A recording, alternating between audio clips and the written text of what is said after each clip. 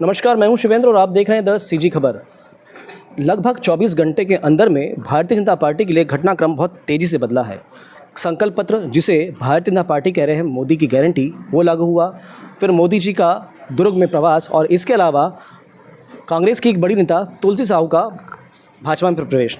इन सब बातों पे चर्चा करने के लिए हमारे साथ में प्रेम प्रकाश पांडे जी हैं, पूर्व विधानसभा अध्यक्ष भी हैं और प्रत्याशी भी हैं। 3 विषय लगातार एक साथ भारतीय जनता पार्टी के लगभग पक्ष में आते दिख रहे हैं। सबसे पहले विषय पे बात करेंगे संकल्प पत्र के बारे में। लगभग नपा तुला और बहुत सधा हुआ एक संकल्प पत्र भाजपा ने लाया है, पर एक विषय कर्जा माफ़ी उसमें छूट गया। क्या कहना चाहेंगे? देखिए, भाजपा का जो संकल्प पत्र है और भाजपा की जो नीति है, हम लोगों को आत्मनिर्भर बनाना चाहते हैं, मेहनत कश बनाना चाहते हैं। हम कर्ज माफ़ी नहीं, हम कर्ज चाहते हैं कि कर्ज जो लिया जाए उसका उपयोग सकारात्मक हो और सकारात्मक होने के बाद कर्ज जो है लोग वापस करें। और इसलिए उनके धान का हमने मूल्य बढ़ाया। और आप देखेंगे जो कांग्रेस की सरकार पिछले 5 साल से बोल रही थी कि हमारे कार्यकाल का 2 वर्ष का जो बोनस है 300 रुपया, वो नहीं दे रही थी।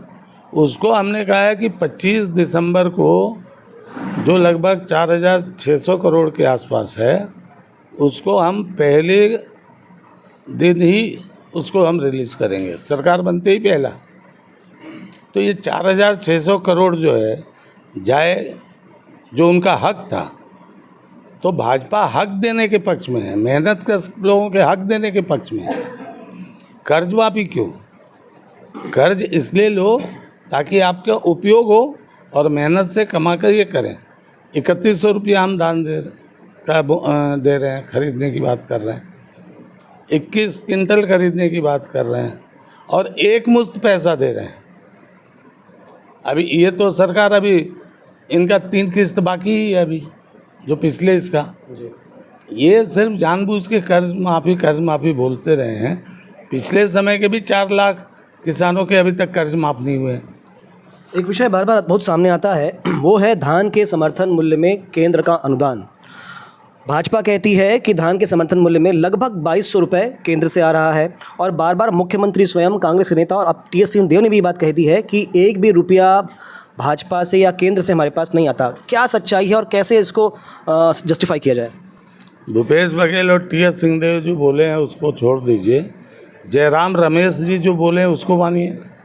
जयराम रमेश जी ने प्रेस में कहा है कि केंद्र जो है, जो चावल खरीदती है, उस चावल का पैसा जो देती है, तो 2200 रुपया जो समर्थन मूल्य है धान का, वो केंद्र के द्वारा आता है। उसके ऊपर वाला राज्य कर रहा है।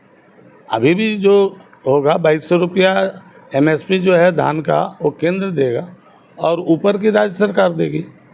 तो ये तो सबको मालूम है। कांग्रेस को झूठ बोलना है, लोगों को बरगलाना है, उसके अलावा कुछ नहीं है। केंद्र नहीं खरीदेगी चावल तो कहाँ से आएगा? तब क्या होगा? तब तो 1200-1300 में जैसे बेच दिए थे धान को, वही होगा ना। तो कांग्रेस सिर्फ अब तक झूठ बोलती आई है और बरगलाती। किसान समझ रहे हैं यहाँ के और आम जनता समझ रही है।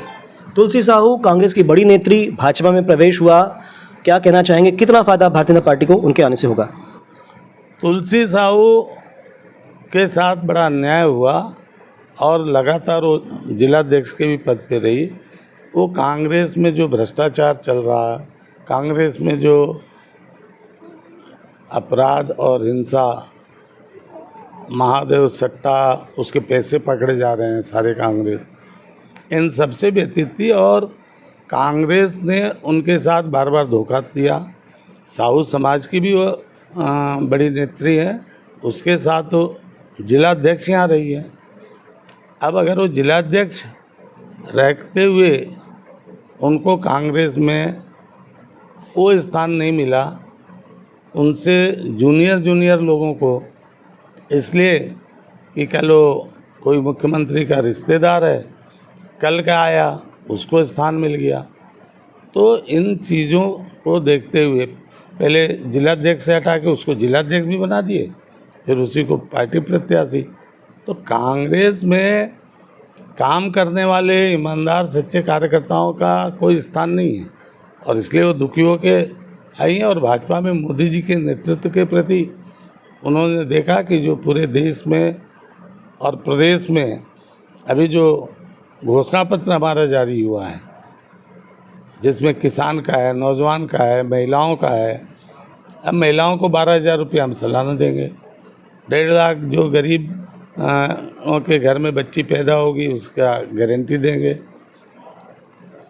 इनोवेशनल हब हम लोग 6 लाख के एम्प्लॉयमेंट जनरेशन होंगे, नया रायपुर में खोल रहे, जो भिलाई सहित बाकी जगह के यूथ जो है हैदराबाद, बेंगलोर और पूना में नौकरियां तलाशते हैं, वो नौकरियां होंगी। और वो सेंट्रल इंडिया का सबसे बड़ा होगा, मतलब उड़ीसा, छत्तीसगढ़, मध्य प्रदेश, महाराष्ट्र का वो सेंटर में होगा।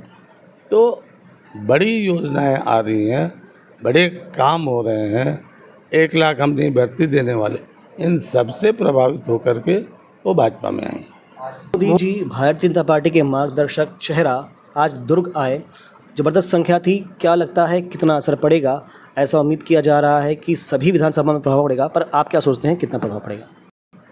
नहीं, पूरे विधानसभा में पड़ेगा। और जो मतदाता थोड़ा मोड़ा भी इधर उधर था कंफ्यूज, वो मोदी जी पर इतना लोगों को भरोसा है कि मोदी जी ने जो कह दिया वो करेंगे ही करेंगे, और इसलिए मोदी जी अपनी गारंटी लेके गए हैं। अब मोदी जी की गारंटी पर किसी और की गारंटी की ज़रूरत ही नहीं है, और उसका लाभ पूरा मिलेगा। पूरे देश की जनता को भरोसा है और भिलाई सहित सारे लोगों को भरोसा है। तो मोदी जी ने जो कहा है उससे भाजपा को लाभ होगा, और सरकार बनाने का मार्ग पूरी तरह से प्रशस्त होगा। तो 24 घंटे में बदले 3 बड़े घटनाक्रम में हमने चर्चा की प्रेम प्रकाश पांडे जी से। बने रहेगा द सीजी खबर के साथ। धन्यवाद।